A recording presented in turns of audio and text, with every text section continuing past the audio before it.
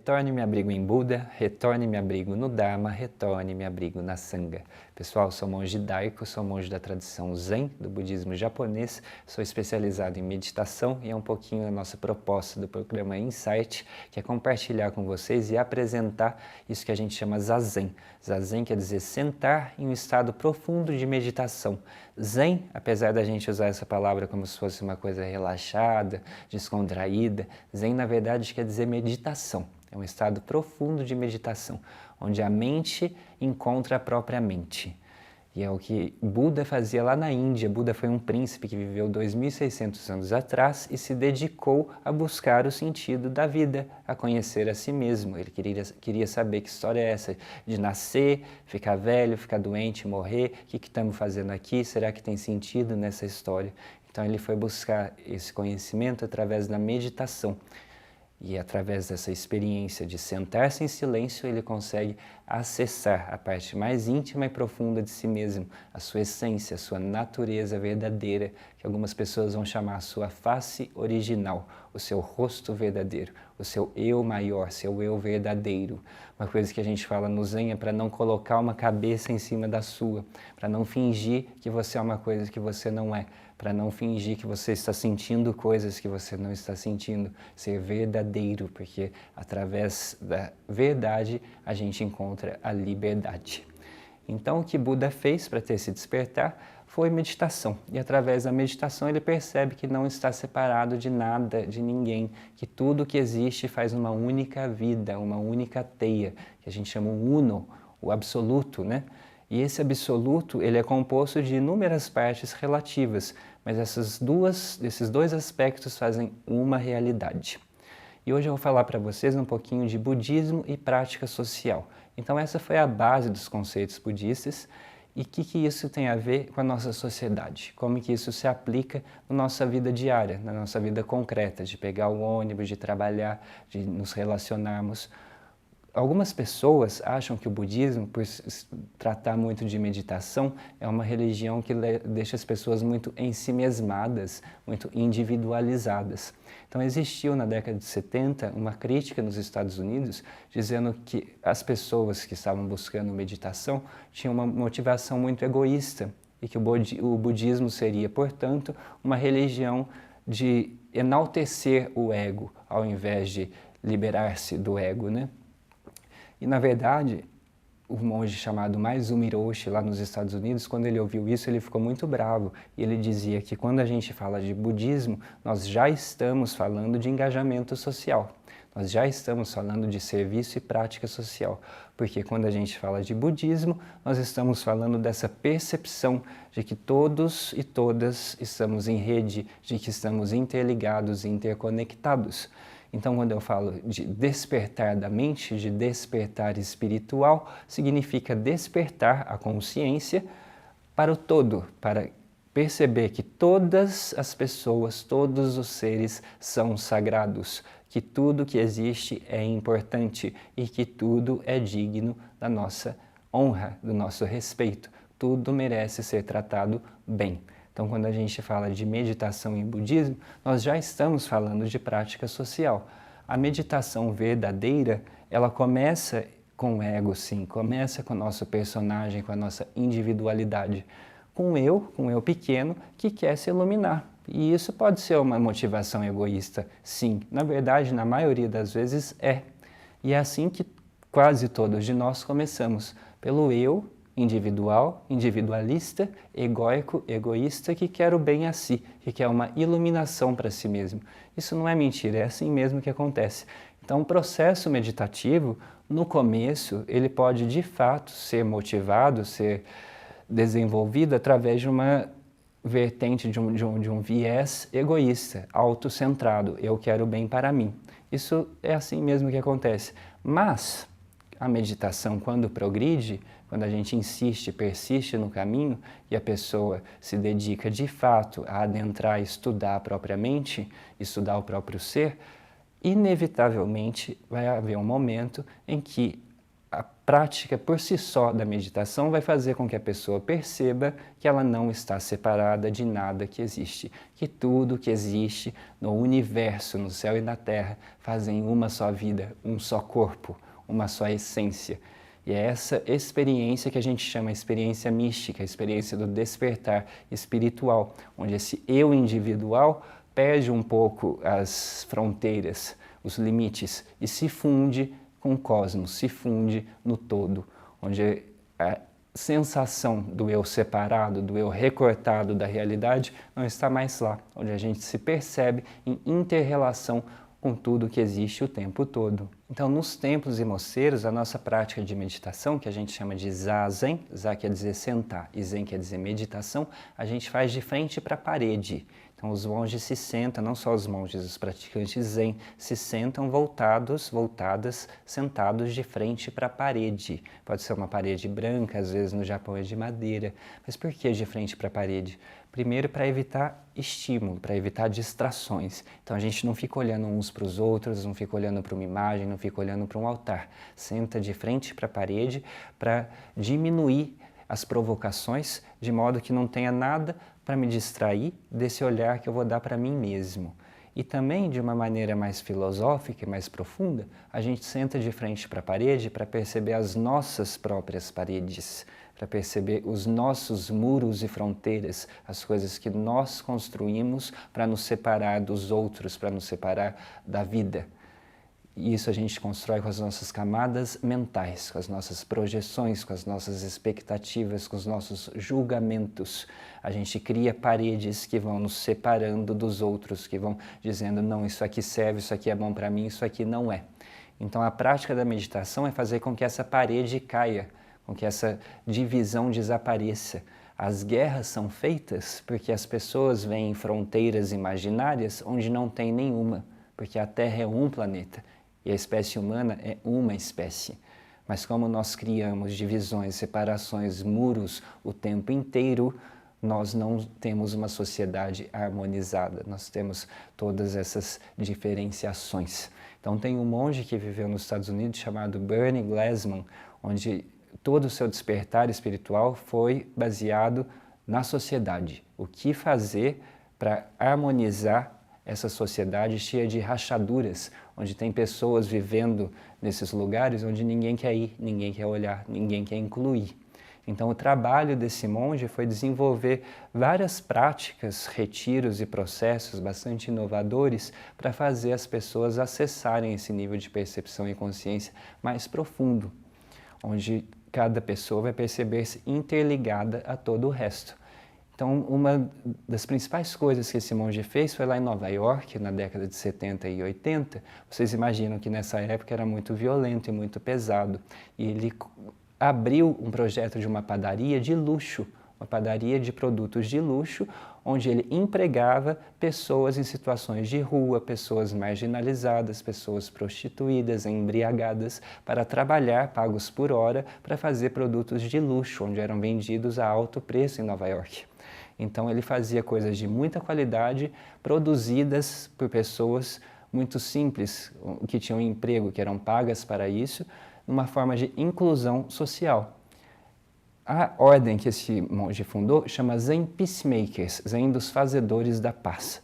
E há inúmeros projetos sociais que são baseados nessa experiência da meditação. Esse da padaria é um deles. Depois esse monge vai desenvolver uma coisa que chama retiro de rua. Retiros de rua acontecem no Brasil também, e são retiros onde, em vez das pessoas ficarem retiradas em algum templo ou centro de prática, elas vão sair para as ruas. E vamos ficar 5 dias vivendo nas ruas, não fingindo que somos moradores de rua, mas fazendo uma imersão. É um retiro, uma experiência religiosa, onde passam-se 5 dias nas ruas, morando com a população de rua, pedindo para ir ao banheiro em bares, em albergues, em restaurantes e tendo a experiência de pedir esmola. Não para fingir que somos moradores de rua, não é isso, mas para que a sensação de separação desapareça, para que a gente perceba que vivemos uma só vida. E ao colocar as pessoas nessa situação, automaticamente as pessoas já estão saindo das suas zonas de conforto, dos seus eus familiares, dos seus sistemas egóicos, individualistas. E para passar 5 dias na rua, certa libertação desses bitolas, das amarras do eu, acontece, porque a pessoa sai da vida familiar, conhecida, previsível, cotidiana, para adentrar um outro tipo de vida, a vida do universo, a vida do planeta, onde a gente está aberto, aberta a tudo que existe, não é do meu jeito, no meu ritmo. Então, levar as pessoas a fazer esses retiros de rua é uma forma eficiente, um meio hábil para ajudar nessa percepção, nesse despertar espiritual. Sem contar que é uma prática social bem interessante, porque faz as pessoas de diferentes níveis sociais dependerem daquela população de rua, que vai mostrar onde tem lugar para tomar banho, onde tem alimento. Muitas vezes as pessoas buscam papelões para dormir e vão interdepender dessas pessoas que muitas vezes são passadas como invisíveis, não são nem notadas. Então é uma prática eficiente para fazer as pessoas acessarem essa essência que é o eu, que é o não eu que a gente fala. É o eu que transcende o eu, não é só fechado na minha história individual, mas percebe-se interligado, interconectado a tudo que existe. Então, quando a gente fala de budismo, estamos falando automaticamente de serviço social, porque despertar, o despertar da mente humana é perceber-se interconectado com todo o resto. Agora eu vou passar um recadinho para vocês e depois a gente vai ter uma aula de meditação, de Zazen, que é a prática essencial para adentrar esses níveis de percepção. Pessoal, tudo bem? Se você está interessado em saber mais sobre o Zen Budismo, lá no nosso templo, a comunidade fica no Pacaembu, a gente vai estar começando um curso de introdução ao Zen Budismo, que vai começar dia 28 de fevereiro. São 4 meses de aula num formato híbrido. Vai ter aula presencial e aula online, dá para vocês acompanharem de onde vocês estiverem. Vai ter participação especial da monja Koen, que é minha professora, e o curso vai ser liderado por outra monja que chama Reishin. Então vocês podem se inscrever no site da nossa comunidade, que é zendobrasil.org.br, e lá vocês podem ver todas as nossas atividades, também livros, cursos, aulas, eventos, retiros, palestras, tudo que está rolando. Então entra lá no nosso site e eu também vou chamar vocês para escrever para a gente no nosso WhatsApp, no endereço que está aparecendo aqui embaixo, para enviar suas perguntas, dúvidas, sugestões, opiniões, conselhos. Envia para mim que eu vou estar lendo e respondendo todas as semanas aqui, todos os dias no ar para vocês, a partir da semana que vem. Então estou contando para vocês a história desse monge Bernie Glassman, que fundou essa ordem dos Zen Fazedores da Paz, que tenta conciliar a prática de meditação e os insights trazidos pela meditação com o serviço social.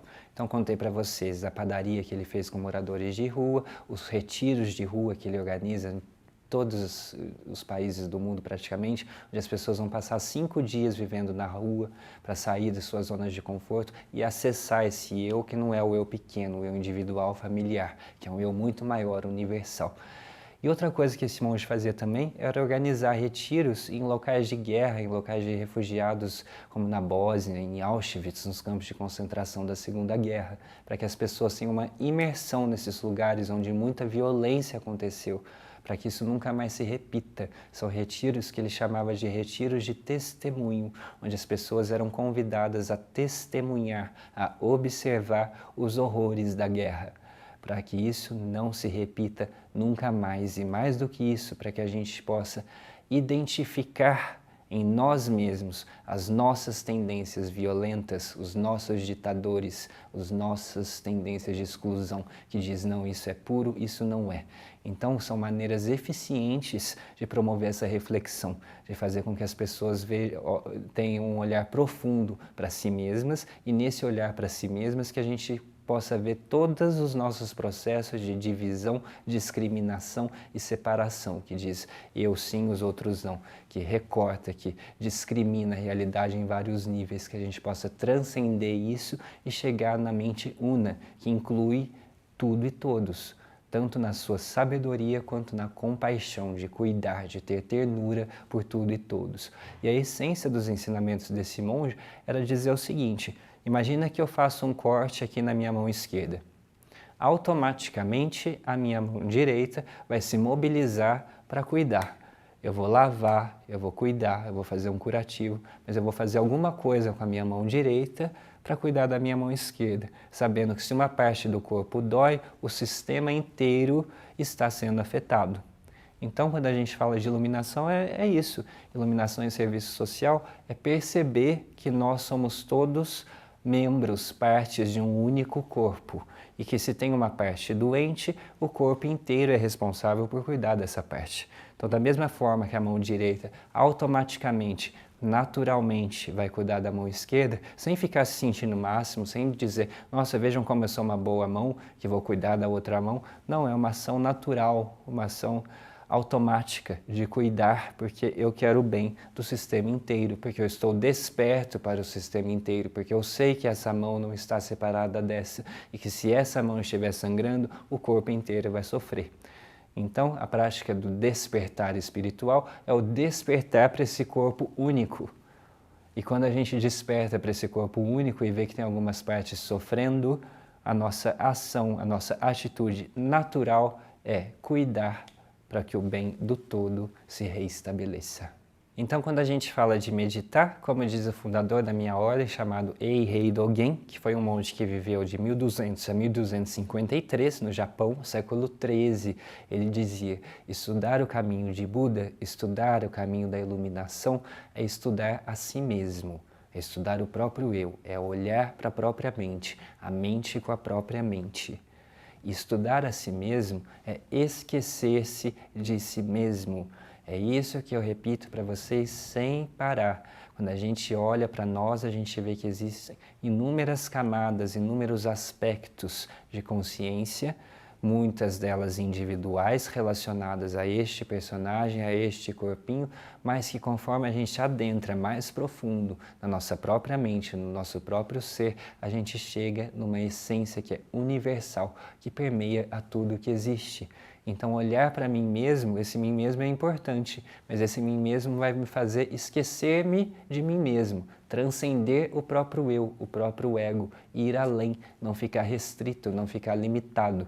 Até a gente fala do super-homem. O que é o super-homem? O super-homem é aquele que supera a si mesmo, que supera o próprio ego, o próprio homem, que vai além de si, que se expande, que abre, que está além dos próprios limites.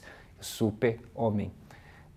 Então, a pessoa iluminada vai além de si mesma, não está fechada no próprio mundo, nas próprias interpretações, nas próprias vontades, mas é capaz de ver o que está acontecendo ao seu redor e atender às necessidades verdadeiras. Não só as necessidades dos egos das outras pessoas, mas ver o que de fato está acontecendo e o que é adequado em cada circunstância. Mas para isso é preciso estar presente, é preciso ter lucidez, é preciso saber diferenciar o que é a minha interpretação, o meu julgamento daquilo que está de fato acontecendo. E isso é treinado, isso é desenvolvido, essa capacidade da mente estar clara, lúcida, refletindo a realidade como ela é. Isso é o que a gente busca desenvolver em meditação, que é o que eu vou ensinar para vocês todos os dias. E agora vamos praticar um pouquinho. Então agora eu vou mostrar para vocês como sentar em Zen. Zen não é ficar relaxado de papo pro ar achando que está tudo bem. Zen é estar concentrado, estar presente, é um estado profundo de meditação. Então para meditar, a primeira coisa a gente tem que colocar o corpo numa postura adequada. Tem que se posicionar de uma forma propícia para isso, para esse olhar para dentro.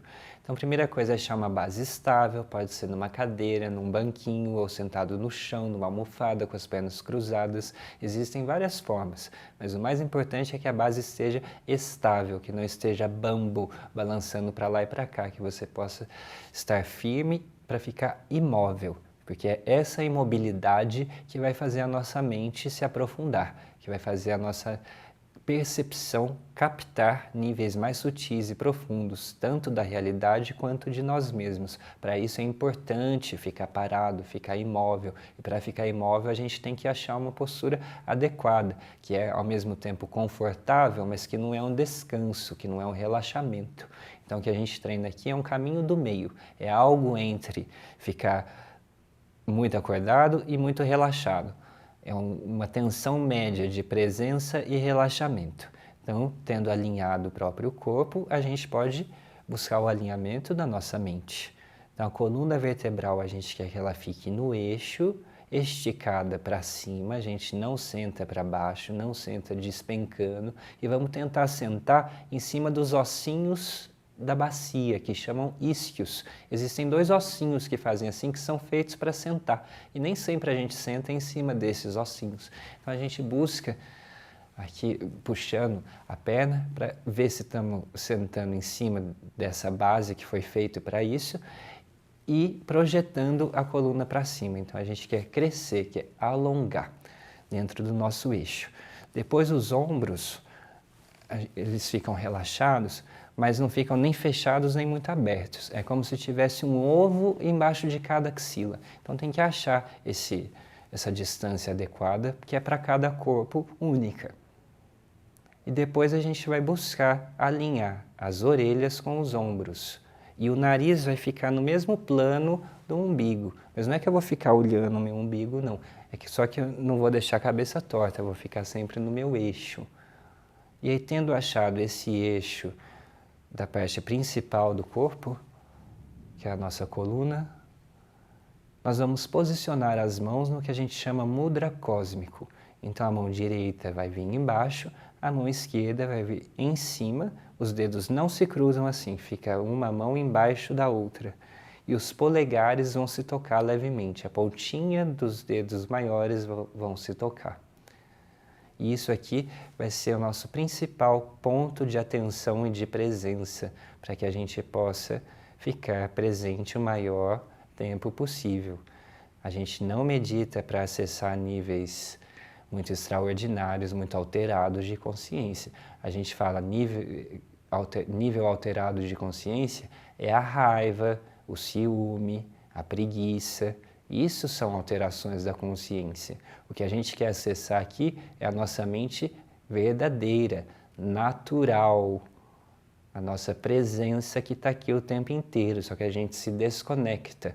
Então não é nada extraordinário, nada especial. Nós não queremos nos tornar especiais, nós queremos nos tornar comuns, naturais. É isso que a gente busca, nosso ser, nosso eu natural, nosso eu verdadeiro, para que a gente tenha naturalidade, para que a gente possa fluir sendo a gente mesmo. E esse é o principal presente que a gente pode dar para nós mesmos, nos conhecer. Que é o que o fundador da minha ordem disse quando ele voltou da China para o Japão.